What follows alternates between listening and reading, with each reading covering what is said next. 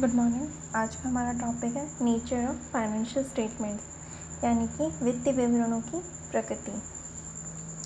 Normally लोग क्या समझते हैं कि किसी भी संस्था में जो प्रकाशित वित्तीय विवरण हैं वो संस्था की संपत्तियों एवं दायित्वों को वास्तविक एवं निरपेक्ष मूल्य पर दिखाया जाता है, यानी कि जो इंस्टीट्यूशन की एसेट्स एंड लायबिलिटीज़ हैं उन्हें रियल एंड एब्सोल्यूट वैल्यू पर शो करते हैं।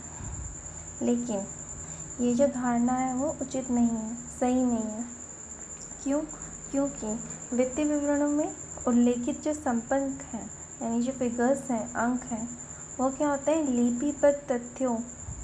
लिपिबद्ध तथ्यों से मतलब है रिकॉर्डेड फैक्ट्स, लेखांकन परंपराओं, यानी कि अकाउंटिंग कन्वेंशंस, स्वयं सिद्धियों यानी कि पोस्टुलेट्स तथा लेखपाल के व्यक्तिगत निर्णयों यानी कि पर्सनल जजमेंट का सामूहिक परिणाम होता है। क्या होता है? ऐसा ये धारणा उचित क्यों नहीं है? क्योंकि वित्तीय विवरण किस पर डिपेंड करते हैं, किससे उल्लेखित हैं? लिपिबद्ध तथ्यों, लेखांकन परंपराओं, स्वयं सिद्धियों तथा लेखपाल के व्यक्तिगत निर्णयों का सामूहिक परिणाम होते हैं। हम अब एक एक करके वित्तीय विवरणों की विशेषताओं के बारे में पढ़ेंगे। इसमें सबसे पहले आता है रिकॉर्डेड फैक्ट्स, यानी कि लिपिबद्ध तथ्य। व्यावसायिक व्यवहारों का लेखा व्यावसायिक पुस्तकों में उसी तिथि को तथा उसी मूल्य पर किया जाता है जब वे व्यवहार किए जाते हैं।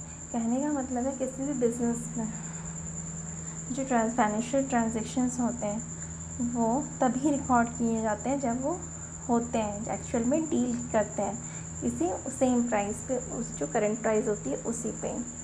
ठीक है।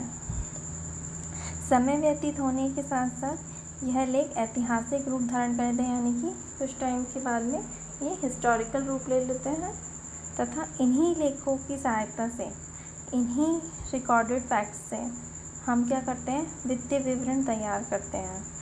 इसीलिए वित्तीय विवरण लिपिबद्ध तथ्यों पर आधारित है, यानी कि फाइनेंशियल स्टेटमेंट्स रिकॉर्डेड फैक्ट्स पर आधारित होते हैं। नेक्स्ट पॉइंट है हमारा अकाउंटिंग कन्वेंशन, यानी कि लेखांकन प्रथा। लेखांकन प्रथा, ठीक है। वित्तीय विवरणों में लेखांकन प्रथा महत्वपूर्ण स्थान रखती है। क्यों? ये व्यावसायिक व्यय का पूंजी एवं आगम व्यय में विभाजन, हास्य रीति का चुनाव, स्टॉक मूल्यांकन आदि लेखांकन प्रथाओं से प्रभावित होता है। ठीक है। अतः वित्तीय विवरणों में दिखाए गए तथ्य वास्तविक एवं निरपेक्ष नहीं होते। ठीक है। ऐसा नहीं है कि फाइनेंशियल स्टेटमेंट्स में जो वैल्यूज़ दिखाई जा रही हो, जो भी किसी भी एसेट्स और लायबिलिटीज़ की वैल्यू है वो रियल है, एब्सोल्यूट है, ऐसा नहीं है, क्योंकि वो बहुत सारी अकाउंटिंग कन्वेंशन से प्रभावित होती हैं।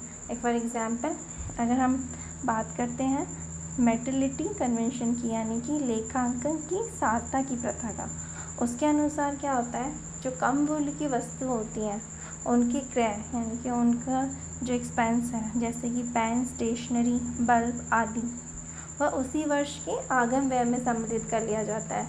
उसी वर्ष की जो खर्चे हैं उसमें उसको रिकॉर्ड करते हैं। लेकिन जो महंगी वस्तुएं हैं उनका क्रय क्या, जैसे कि मशीनरी परचेज़ की है, मशीनरी खरीदी है, फर्नीचर है, वो किस में सम्मिलित किया जाता है? संपत्ति में, यानी कि प्रॉपर्टी में। थर्ड पॉइंट है ऑब्स्टिट्यूलेट्स, यानी कि स्वयं सिद्धियाँ। थर्ड पॉइंट है हमारा स्वयं सिद्धियाँ। उसके अकॉर्डिंग वित्तीय विवरणों को तैयार करते समय लेखापाल कुछ बातों को स्वयं सिद्ध मानकर चलता है, कि यानी कि ऑलरेडी उन्हें सही मानकर ही चलता है कि ये सत्य है और इसी तरह इसमें कोई संदेह नहीं होगा, है ना। उदाहरण के लिए प्रत्येक लेखपाल क्या करता है? देश की जो मुद्रा है, कंट्री की जो करेंसी है, रुपये, उसको स्थिर मानकर चलता है, यानी कि कांस्टेंट मान के चलता है कि उसमें कोई बदलाव नहीं होगा, तथा विभिन्न तिथियों को किए गए अलग अलग लेन देनों में कोई अंतर नहीं करता। मतलब अलग अलग टाइम पे जो फाइनेंशियल ट्रांजेक्शन हुए होते हैं उसमें कोई चेंज नहीं करता। वो प्राइस यानी जो रुपी है उसको कांस्टेंट मान के चलता है। इसी प्रकार व्यवसाय की चालू स्थिति की मान्यता के आधार पर स्थायी संपत्ति को उनके लागत मूल्य पर दर्शाया जाता है। हमारा चौथा पॉइंट है पर्सनल जजमेंट, यानी कि व्यक्तिगत निर्णय। वित्तीय विवरण क्या होते हैं? लेखापाल के व्यक्तिगत निर्णयों से भी प्रभावित होते हैं, यानी कि पर्सनल जजमेंट से भी इन्फ्लुएंस होते हैं। लेखांकन के बहुत सारे ऐसे क्षेत्र हैं जहाँ पर लेखांकन की अनेक वैकल्पिक पद्धति अपनाई जाती है, बहुत सारे अल्टरनेटिव मेथड्स यूज़ की जाती है अकाउंटिंग की।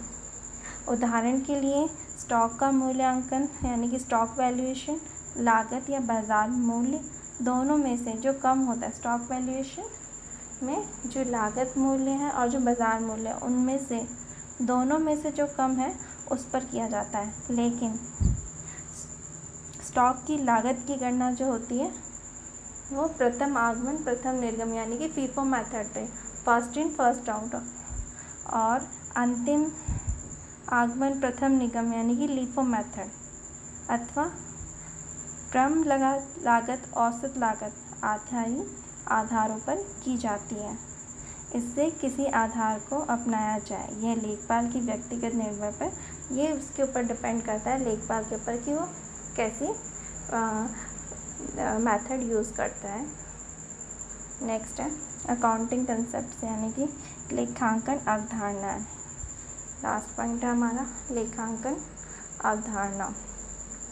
लेखांकन की विभिन्न अवधारणा वित्तीय विवरणों के निर्माण में बहुत महत्वपूर्ण भूमिका निभाती हैं। लेन देनों का शुद्ध लिपिबद्ध किया जाना, यानी कि फाइनेंशियल ट्रांजैक्शन का रिकॉर्ड किया जाना, इन अवधारणाओं पे डिपेंड करता है, इन्हीं अवधारणाओं पे निर्भर करता है।